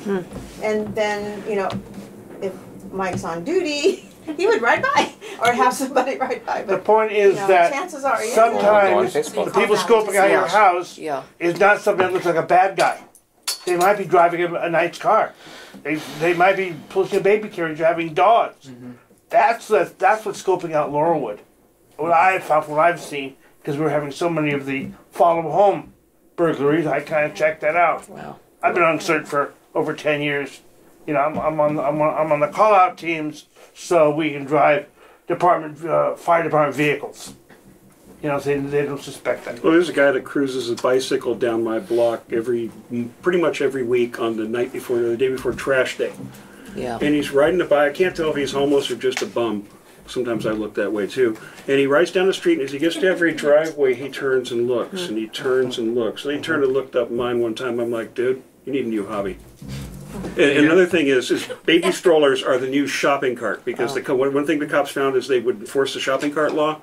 And so now, and I got this from our city attorney in Van Nuys. What's her name? Used to be on the school board. Anyway, Tamar Gallatin. One of her frequent flyers, Tamar was out on the street and the lady had her baby store. Ha! You can't touch me now. So. Is there a shopping cart law that's still being enforced? Well, there's shopping cart law, state shopping cart law, yes.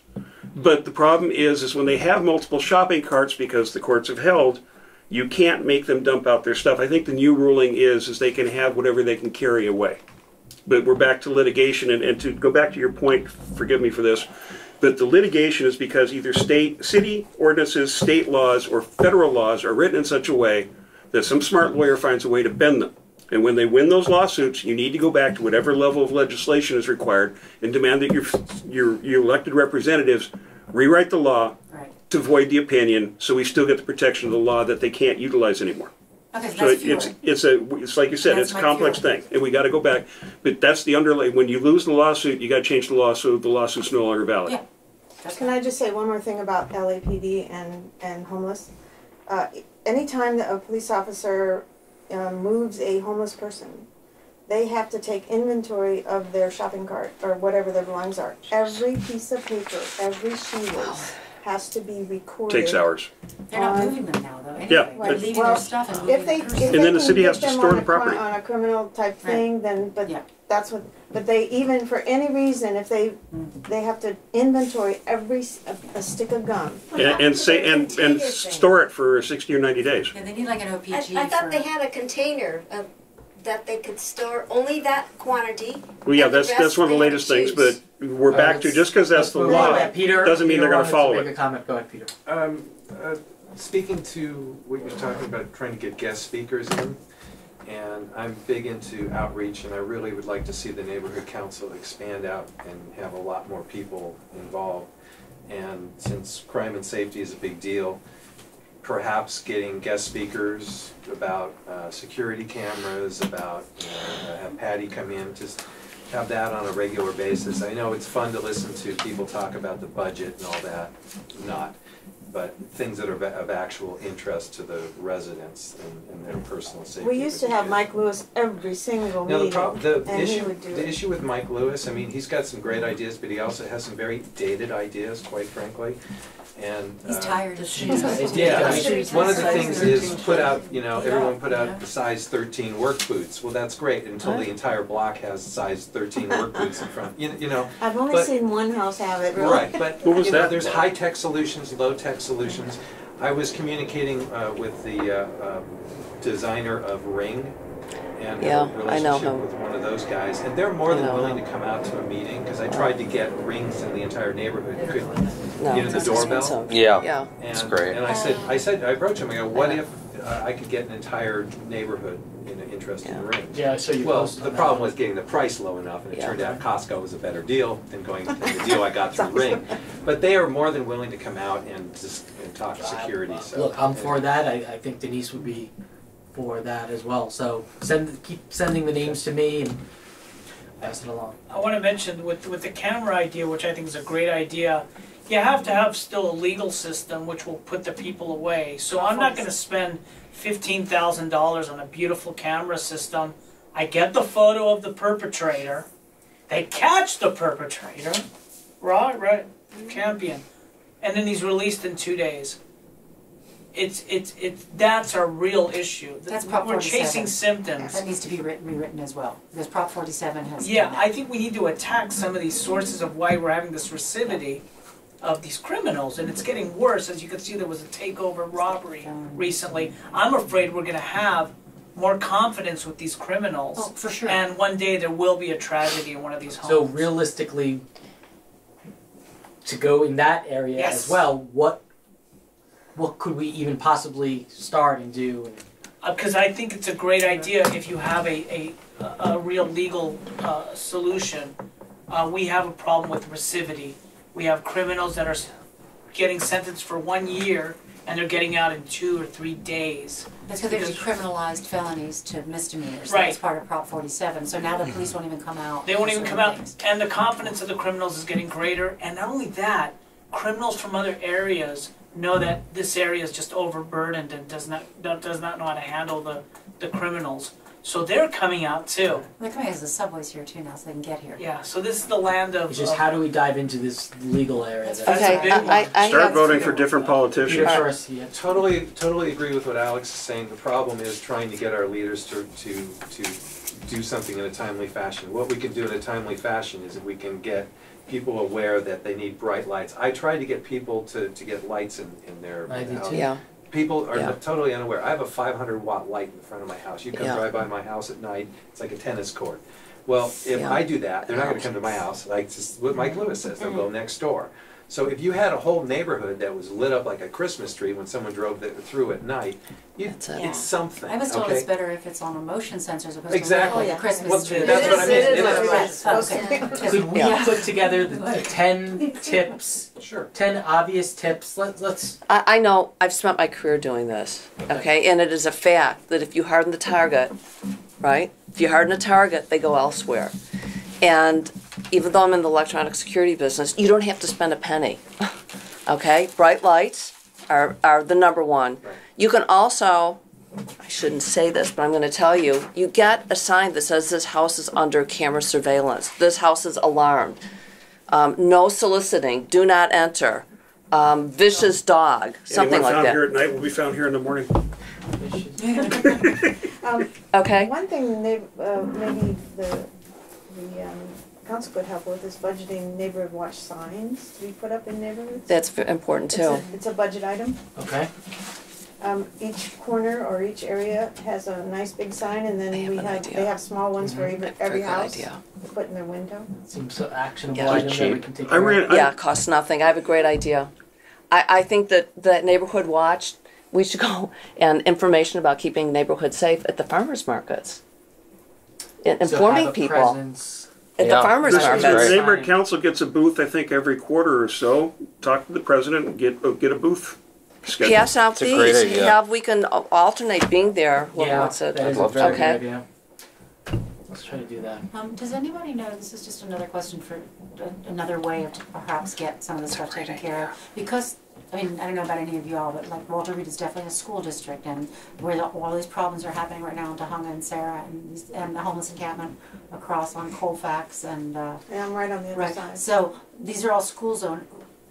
Do we have any contacts in like the school district, right? Shouldn't there be somebody that you can put pressure on there, that they can put pressure on the Only mayor's on their office? property, not even in the street, but it's worth a Two try. block, no, It's two worth it block. too. But Two-block however, radius. Oh, well. if you knew if you had with particular school, they have a parents' night, okay, and we were able to put up a table there with neighborhood, just these things, okay, and say sign up, let's the city wants to make your kids safe, the school zone safe. Just you put up a card table. You could go very, very basic.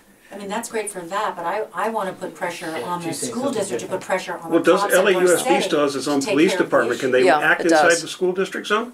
Or only on school Yeah. property? They do. No, they can, they have a 2-block radius. If it's within, then call LAUSD police As and well. give them the details. Yeah. That's another But they're, person's but idea. because, but I'd like to see if they can't get that extended, because where the I bus think that's stops are, all the federal. kids are, so let's see if we can't The ask school- them to extend what that is, because. No, I think the Not school law. district, the school zone is a federal law Yeah. from It back is. in the day. And Alex, maybe you can address this, because I'm all in favor of neighborhood watch signs, but when I was chair of this committee, I brought up the idea, and there was wailing and gnashing of teeth in certain corners, that neighborhood watch signs would drive down property value. Ah, Oh, that's right. oh my God. These It's were- ridiculous. I'm just saying what somebody told me, and people were like, "Oh my God, have you ever heard anything like that in the business?" I think.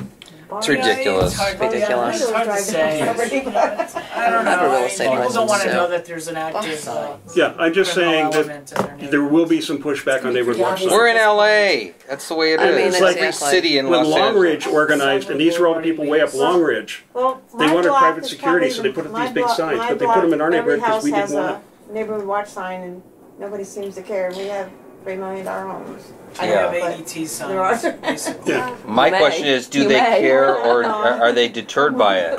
My I don't think so. You just have to harden the target, make it look like it's hard. Right. It kind of fizzled That's why it away. has to be kept up. My husband put up the signs, and they just got graffiti on them, and they got so gross that we had to take them down. Oh, really? The neighborhood watch? The neighborhood watch sign.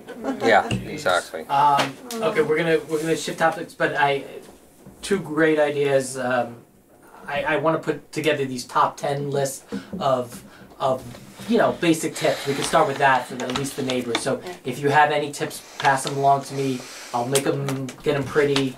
I quickly got the lights, the surveillance, vicious dog. I like that one, and then we can get the message out. For car break-ins, they mentioned just simply not leaving. Lock it, stuff. hide it, keep Patty it. always said, Sherry. Oh my God, Oh, yeah. and by the don't way, say- from a trunk, legal, yeah, trunk.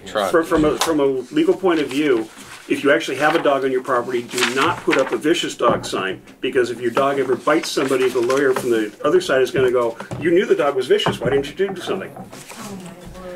We, Can you put beware of dog? I Even just wanna that say is we did problematic. We did an outreach event at, If you don't have a dog, at, put one up. I don't. at, I don't have dogs. Farming I've got- Canyon, and one of the policemen walked the lot, and there were purses on the seats, and they had been burglarized just 2 days earlier. I mean, 2 cars were broken into, and people just don't get lock it, hide it, keep it. No. If that's Yeah. What? I don't understand that they didn't lock their car. they lock, but they leave They their leave- purse on the I just front want to. seat. I just want to add this to the list. I can break know your car window and be gone in less than 30 seconds. I know this may seem silly, but and it doesn't have to be expensive, but just like a simple alarm. I mean, I've watched the video camera when the alarm goes off and they just run down the street because it freaks them out. I mean, no criminal is going to keep going into a house. And, you know, I mean, even if you're a renter, they have at Lowe's or Home Depot, you can buy those little, where it's like a magnet. Oh my God, $20. No, it's $20. It's like a magnet and a magnet, and if the magnet breaks, we just put one up. Extremely loud. So even if you're a renter and you can't have a video for you, Patty, it's pretty good. Yeah, it's pretty good. I mean, we have them on like our front door and our balcony. No, great idea. I mean, if you want, my husband and I are. This is our expertise. Okay, from prisons, securing prisons with $3 million. And so you are safer living next to a prison than you are in Studio City.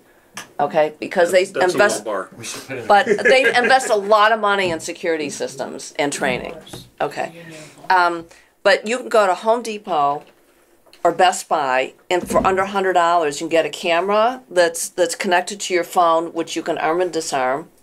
And you can get a $20 door sensor that'll emit an alarm, and you can put it if you have 3 doors, whatever. You're fine. Now, are you tied with a company now, or you could give unbiased recommendations? Unbiased. So yeah. If you have specifics on you recommend this, pass them. There's so many. I mean, okay. You know, but I mean, I can give specifics, but. So we have 2 more topics to discuss tonight, and a topic that's heating up in Toluca Lake right now, and it was on my agenda, and it started to heat up because of an issue they had, is private security patrols. I know about that too. I guess, Patty, I'll turn to you first. Do you have an opinion? Does the police department have an opinion on private security? We've had presentations, and it just depends on the company and how many times they drive by. Laurel, the Donnas have neighbors hired one. Who do they use? I can't remember the name. Bel Air? ACS? No. Yellow cars? ACS. I think it's yellow cars. What is it? ACS. ACS. And some neighbors say it works great, and then neighbors 1 block down say they never see it. You know, Well, Long Ridge installed. I went to the meeting at Matt Epstein's house. This was back when I was chair. When Long Ridge wanted to form up because they never see the cops. Well, it's a dead-end street. You do the math. Anyway, everybody in the neighborhood thought it was great. Yeah, we should get one. And then that neighborhood was much more disposable income than down where we live. Everybody wanted ACS, but nobody wanted to sign up. So they kept expanding the area, which is now why there's a ghetto sign at the end of my corner. And the area, they finally got enough people to sign up because now it goes from basically my corner at Van Ord and Ventura all the way down to Beverly Glen, and it's 1 unit. Mm-hmm. And half the time, I mean, I've seen the guy sound asleep in his truck. I've seen him eating lunch in his truck. Yes, you get a lunch break. And a lot of times there's just an empty vehicle parked at the corner of Long Ridge and Little Ventura. So, your neighbors have to... There's really not accountability. You can't measure. Josh, do you want to speak anything on the subject? I know you've been... I just think it's worth a try. I mean, I just want to say I feel like the stakeholders are much more likely to be aggressive than... What?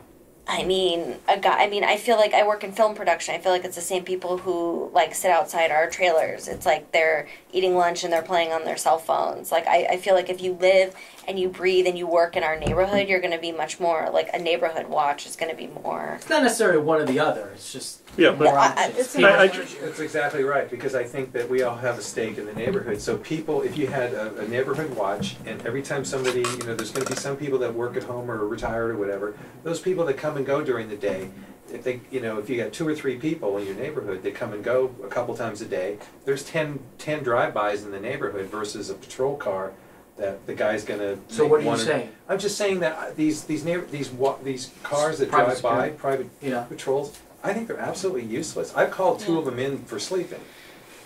And most of the time they're parked. I'm just going to share some comments that are going on Colfax. But they have no stake in the neighborhood. They can't do anything. In any agency like that, you're going to find people who love them, people who hate them, and it's 6-5 and pick them. Well, to me, ACS paying for it in my district, you know, they came up to me and they tried to tell me that LAPD endorsed them, and I'm like, since I'm CPAB, I just looked and said, "Oh, really?" and took a note and got a hold of Officer Saldana. But to me, paying for ACS security just means 2 people are going to show up and write a report instead of 1.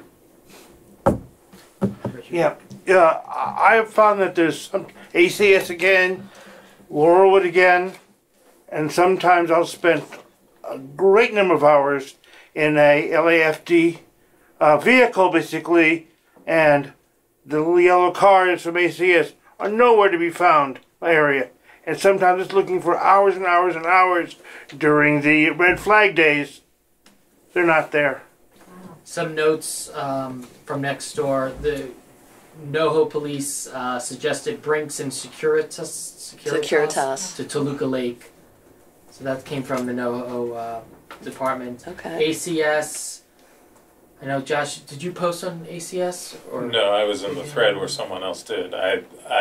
You know, my neighborhood's pretty small and it seems very self-contained. I'm in Woodbridge Park, so I would think that, you know, those 7 or 8 blocks that you know, can just be patrolled pretty easily by, you know, one car.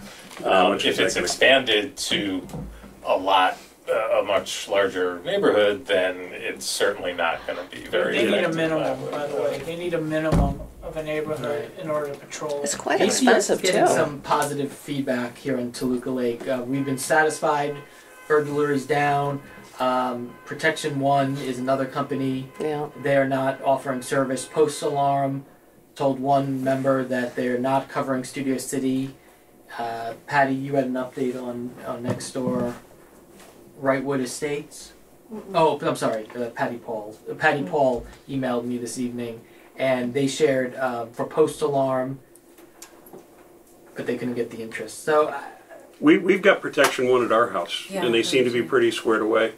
They don't do patrol, but they're No, but for an alarm system, they're right on it when we have an alarm. We have Bay Alarm at the business over in Van Nuys. that makes sense. They don't do patrol. Okay. Yeah, but with ACS, I even sent it, or Action Protection One.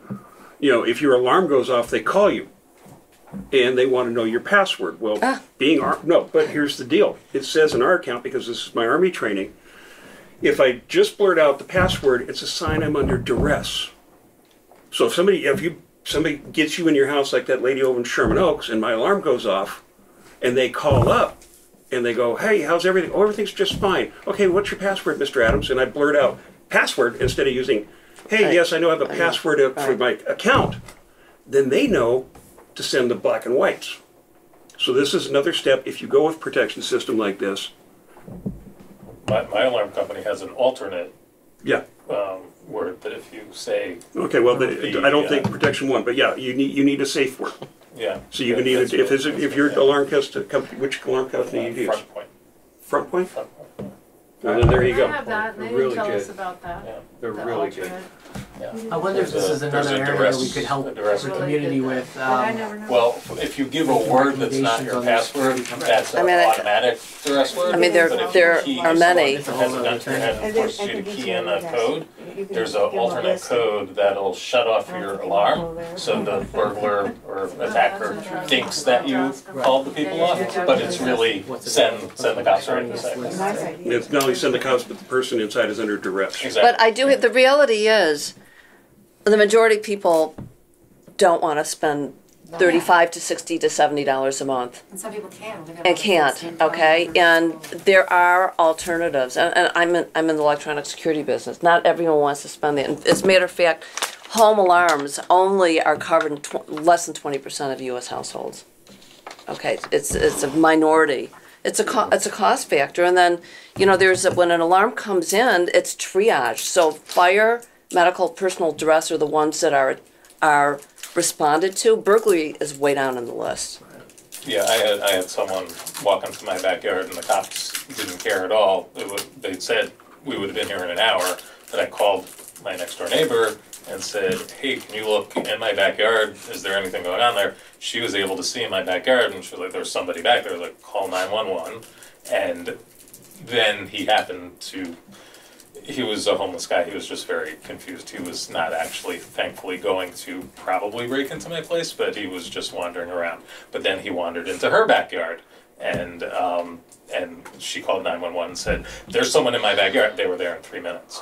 So that's the difference between just an alarm going off and not being able to be verified and somebody actually feeling like Because they they're assume under they're attack. false alarms as well, unless you're the homeowner's home. But if you get burglarized ever, when you call the cops, you just have to, I think there's someone at my house, and they'll show up. Peter? I think it's not so much that LAPD is going to come when your alarm goes off. It's really maybe you have a siren inside the house, so you have some noise.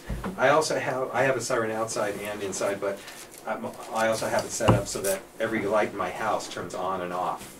So the whole house goes crazy when the alarm goes off. And that's more for the neighbors to know it's this house, because sometimes you hear an alarm, you don't know where it And is. their interior alarms are not very loud, and they don't often hook them up on the Right. outside. Mike Lewis was the one who said, screw it, put it on the outside anyway. Peter, if you could pass along some of your some of your tips or things that have worked. Yeah. But that goes to what you're saying, that Yeah. people don't want to spend the money. So there's going to be a select few that care enough about their... Yeah, and there's also alarm desensitivity. Right. So people hear car alarms and house alarms going off, and they just say, "Oh, another false alarm in the neighborhood." Yeah, there's somebody up the hill from me, it hasn't happened as much recently, but their alarm would go off for 10, 15 minutes on a weekly basis, and it's like, one of these days I'm going to drive around and find you with a pair of wire cutters and fix Yeah. it. Yeah. So we're going to, if there's nothing else on private security. Well, I do have to say one thing. In my opinion, the most important thing you can have is a personal address alarm, because really that's the main thing you care about. What is that specifically? If you yourself are in danger. Yeah, there's little like clicker things they give you that's like a personal. So, speaking of which, my wife and I both have a password, so if we're home, or, say one's outside and one's inside, and somebody goes, let me into the house, there's a very innocuous word we use, say, hey, Dee Dee, bring me a... All right. And she knows, rack, clack, what's the problem? Well, what is it? A button or what do you say? There are many of them. Depends on the security. There are many of Yeah, when I them. worked at the prison, $30 there was a month. one that would go on your belt, and a clip would go to your clothes, but it also, there was a button, and it also had An inclinometer. accelerometer. Yeah, Yeah. so basically if you got taken to the ground. Well, we're in the better Well- area of. All right, well, we want to keep it in the Well, better area. but if you're going to get a basic alarm, if you're going to get the most basic electronic alarm system for your house, and we can talk about this another time, make sure it includes a personal address button. Okay. First I ever heard. Because And there's a company that's monitoring your house, like Protection One. You have a personal address thing they give you as well. It's like an extra charge. the reality is there are like just a few manufacturers that make all the sensors, okay? And there are actually just a few monitoring companies in the country. Protection One has its own monitoring center, ADT. The rest is they're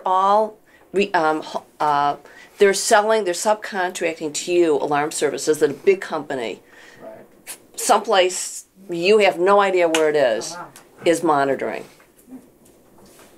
Sometimes it requires a landline, though. A lot of Not people. We went anymore. wireless. Ours was wireless. Yeah, not anymore. Okay. And actually wireless is good because that way they can't just come up to your house and cut the phone line and Right. carry on. We're going to move on to the last topic, and Richard, if you could speak to National Night Out on a big level and then on a small level, and then what you need for support for that. Okay. I've done this event. I gave everybody a picture basically for the last, about 20 out of his 33 years.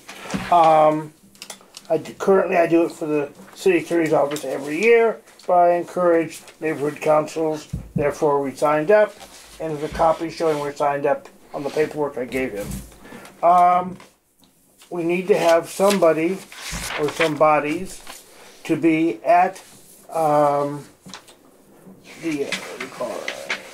The Westfield Fashion Square, the August 2nd, it goes 6 to 8, so it'd be there a little early basically, not too long of a commitment, just be there and let people talk to you or tell you what's going on or assure them or anti-assure them. So various neighborhoods on this night are doing it across the It's city, across the nationwide. country. Nationwide, Across the actually country. military This bases is the overseas. Sherman Oaks The paperwork right location. there. That gives you some of the information right there. Oh, you see on the blue sheet, you'll see that Studio City is yes. signed up. And there's about 35,000 cities doing it this year. And we are signed up under the Sherman Oaks No, umbrella. we're signed up. It says Studio City. Read it. It says, I got that. But Okay. The event is in Sherman Oaks. the event is in Sherman Oaks. yes.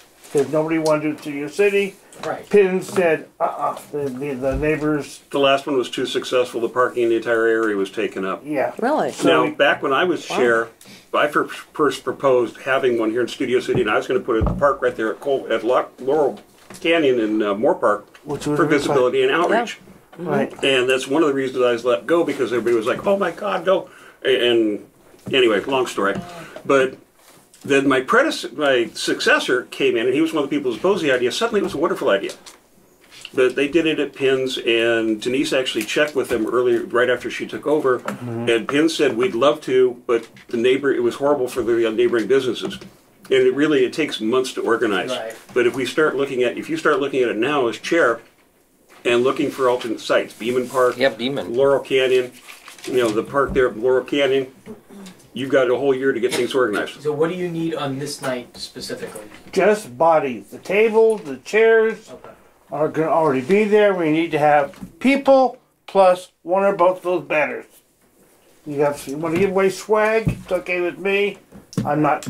I personally don't think I would be able to make it. That's why I wanted you to bring it up, and we could open it up if anyone is available. Somebody has to be. It's only 2 hours. Right. And you want to give away stuff, that's fine. I can't force you one way or the other. And I'll be in the booth right next door for the city attorney's office. So I don't think anybody's going to bug you. On the other side, Sherburne Oaks Neighborhood Council or Sherburne Oaks Chamber of Commerce will be on the other booth next to it. So you could even get one of the neighborhood council pop-ups and the sign and neighborhood council, Studio City neighborhood council swag. And what would we accomplish there? Swag should be right there. No, outreach. Outreach. Support for the cause. A couple of years back, I put one of these on in front of my house on Little Ventura, and it was full. Even the mayor showed up. The best I did the 2 large ones. Right. And it was very fun and a lot of work. And it was very successful, but it didn't reach the goal. The goal is to connect with your community. And Valley Village has the best National Night Out. They have it at the Valley Village Park, and it's like just their neighborhood. So each little neighborhood had their own National Night Out. They did a little parade around the neighborhood. I mean, so it's like a community thing, and your local policeman is there. And so I highly recommend not this anymore. I did the 2 big ones. That do several small ones. What were the 2 big ones? In Penn's Bowling Alley for 2 years. Yeah, and last year, because Susie did not get involved, basically, I took the city attorney's office and put it at Valley Villages, in the West Park area. It was fine, but then again, because who cares? City attorney's office there. It would have been different. It would have been neighborhood council, but hey, I had to do something, and it worked. It was very nice, I hopefully will get more city people here because it's closer.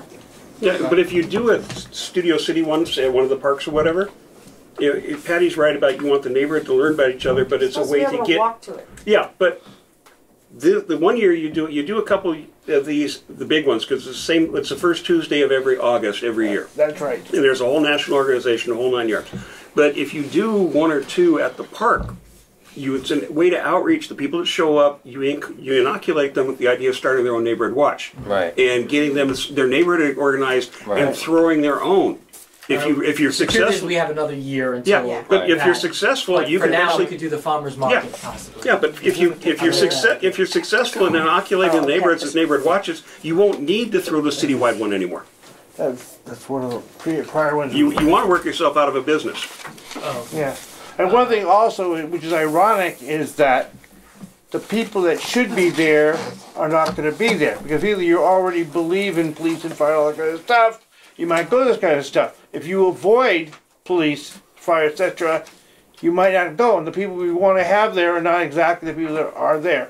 So it's imperfect, but I think it's better than nothing at all. Okay, so email myself, email Richard if you're interested in possibly volunteering. We could use that. Well, the table's going to be there. I confirmed it today, so. Got it. And the chairs. And your email addresses are available on studiocitync.org. Any final comments? I think we have a lot of actionable items, and we'll continue the discussion. It will be public safety meeting the 4th Thursday of every month. And yes, Richard. Oh, go ahead. I was going to say my only comment is that according to, I forget his bylaws or operating procedures, your goals are one thing. You don't have to submit a motion on that, but every committee is required to have a mission statement. You know, And that's that funny has to you be said submitted to the neighborhood council. I did send that to Denise today, and I could read it to everyone right here, right now. Did the Public Safety Committee get reinstated officially? Yes, Yes. it was unofficially eliminated. This is what I sent Don't get me started this on that. afternoon. What? Me neither. Oh, I'd love to become. I'll give you the dirt later. I shouldn't have. Let's read this. But yeah, that has to be, Knock it out. that has to be approved by the board, so you have to submit it as a motion and have it voted on at your committee. Oh, my statement? Well, yeah, your mission statement, Okay. because it should I be sent built, it to Rita and- should be built from your committee. And it has to be submitted to the board as a motion, voted on by committee, unless you submit it as a board member and it's seconded by your partner in crime there. Okay, so maybe this is what I started with. The committee is dedicated to creating a dialogue between stakeholders, local enforcement, and elected leaders in the effort of fostering a safe living and working environment within the community. The only thing minor detail, the mission of the Public Safety Committee is to, because it's a mission statement. The mission of the Public Safety Committee. Consider that a friendly amendment. Okay, so what do I need to do with Just it? change the entry. Read the first couple words again. What did you just send What I have, the mission of the committee is dedicated to creating a dialogue between stakeholders, local Is to create. You leave out dedicated. Is to create a dialogue or whatever. Okay. All right. We'll I wordsmith for a living when I can find people to pay my toll. Is the next meeting the August 25th? Fourth Thursday. 1, 2, 3, 4. Count down the Thursdays. It's the fourth- I don't want to guess. Yeah. Maps and calendars back there. Oh, perfect. Yeah. 25th. Is it always at 7 p.m.? It will be at 7 p.m. and that will be on the August 25th. Okay. And I think with that, we are adjourned. Okay. Very good. Thank you, everyone.